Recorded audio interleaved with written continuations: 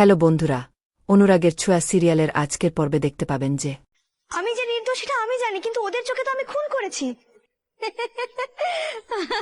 আমাদের রূপাকে দেখো ভালো করে, কেউ মনে হয় না দেখলে যে ভাজা মাছ দিলে সেটাকে উল্টে খেতেও পারবে না।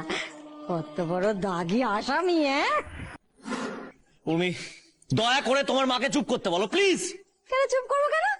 তোমাদের মেয়ে যদি এতই সৎ হয়, এতই সাহসী হয়, তাহলে অমন ভাবে পালালো কেন? কে পালায় বলো তো? যে দোষ করে সে পালায়। কেন পালিয়ে গিয়েছিল, কেন ফিরতে চাইনি, সে সব আমার কাছে পরিষ্কার মা। কিন্তু এখন এই বিষয় নিয়ে তোমাদের সাথে কথা বলতে ইচ্ছে করছে না।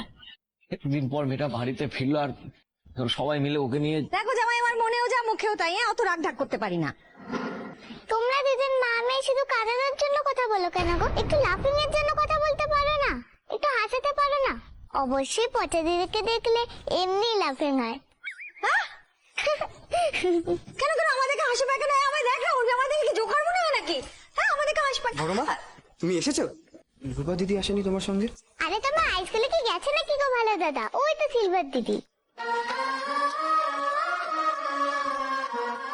এই ছিল আজকের পর্ব। পরবর্তী পর্ব দেখতে আমাদের চ্যানেল সাবস্ক্রাইব করে রাখুন।